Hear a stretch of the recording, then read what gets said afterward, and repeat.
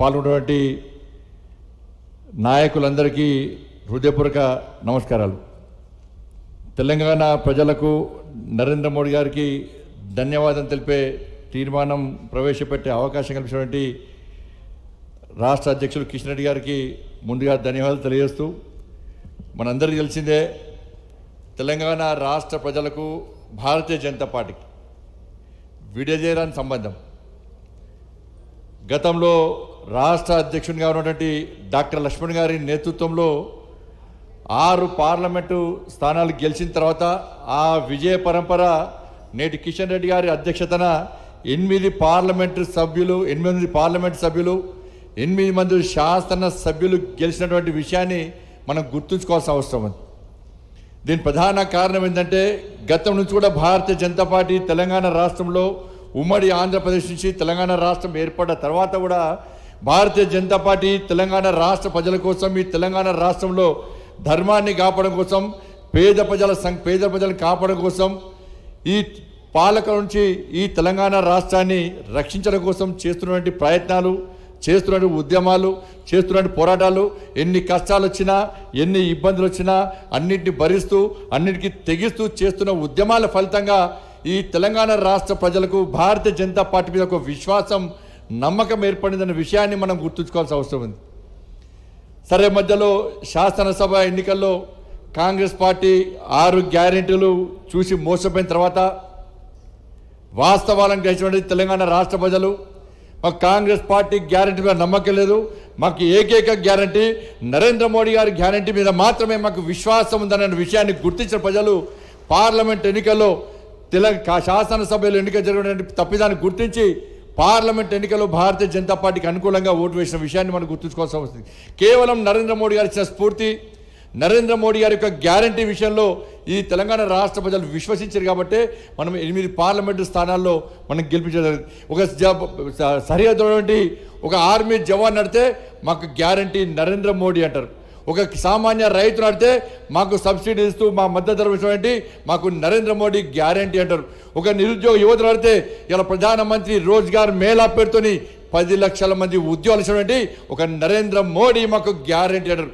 ఒక పేద ప్రజలను ప్రశ్నిస్తే ప్రధానమంత్రి గరీబ్ కళ్యాణ్ అనే పేరుతోని మాకు తిండి పెడుతున్న వ్యక్తి నరేంద్ర మోడీ గారు మాకు గ్యారంటీ అంటారు. ఒక అక్క నడితే మాకు ప్రధానమంత్రి ఆవాస్ యోజన కింద ఇండ్లు నిర్మించిన ఘనత నరేంద్ర మోడీ గారు అంటే నరేంద్ర మోడీ గారు మాకు గ్యారంటీ అంటారు. ఒక గ్రామీణ ఉపాధి హామీ మహిళ నడితే మాకు ఉపాధి కల్పించిన వ్యక్తి నరేంద్ర మోడీ గారు అని చెప్పి ఒక సామాన్య మహిళ కూడా అడిగే పరిస్థితి చెప్పే పరిస్థితి అలా తెలంగాణ రాష్ట్రంలో వచ్చేది.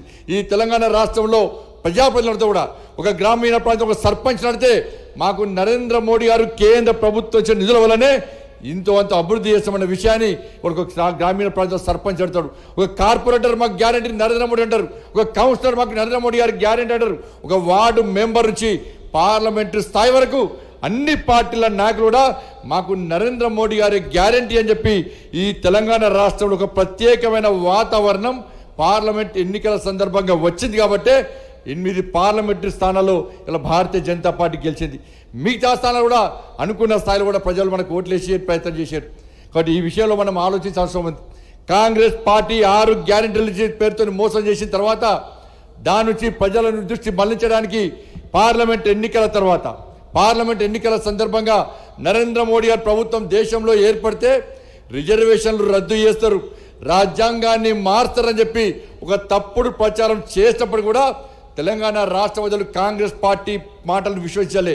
మాకు గ్యారంటీ నరేంద్ర మోడీ గారు, ఈ దేశంలో రాజ్యాంగాన్ని రక్షించే వ్యక్తి నరేంద్ర మోడీ గారు, బాబాసాహెబ్ అంబేద్కర్ గారిని స్ఫూర్తిగా తీసుకొని ఈ దేశాన్ని పాలిస్తున్న వ్యక్తి నరేంద్ర మోడీ గారు అని చెప్పి భావించిన ప్రజలు కాంగ్రెస్ పార్టీ మాటలు పట్టించుకోలేని విషయాన్ని మనం గుర్తుంచుకోవాలి. ఈ తెలంగాణ రాష్ట్ర ప్రజలు మోడీ గారి మీద గ్యారంటీ.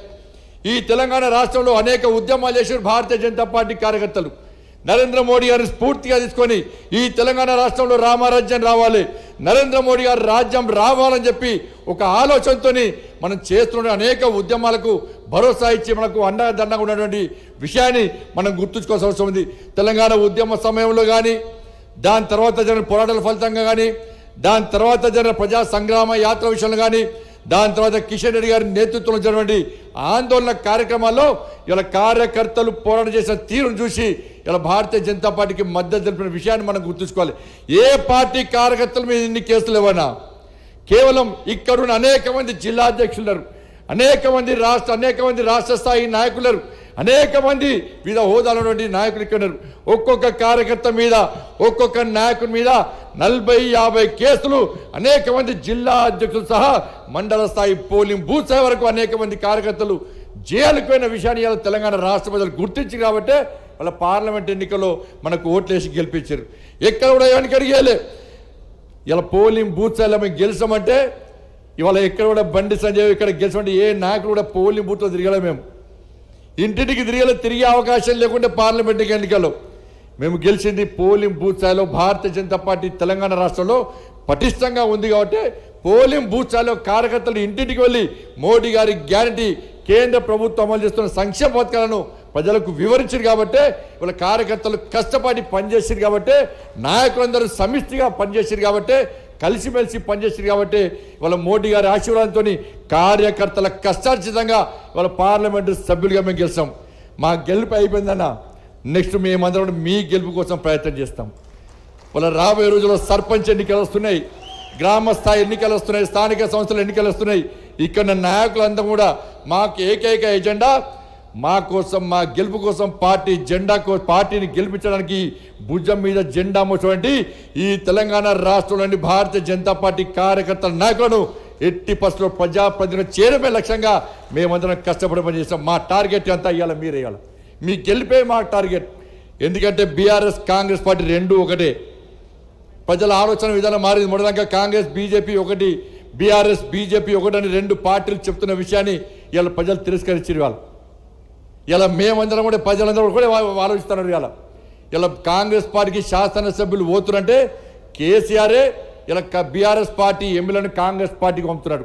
ఈ తెలంగాణ రాష్ట్రంలో అయితే బీఆర్ఎస్ పార్టీ ఉండాలి, లేకుంటే కాంగ్రెస్ పార్టీ మాత్రమే ఉండాలి.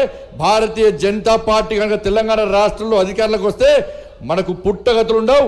ఈ అనేక సంవత్సరాలు, అనేక పర్యాలు భారతీయ జనతా పార్టీ తిరిగి అధికారంలోకి వస్తుంది. మా అవినీతి బండారం బయట పెడతారన్నటువంటి భయంతో ఈ రెండు పార్టీలు ఒకటే డ్రామాలు ఆడుతూ ఇలా తెలంగాణ ప్రజలను ఇలా అయోమయాన్ని గురి చేస్తున్న విషయాన్ని మనం గుర్తుంచుకోవాల్సిన అవసరం ఉంది.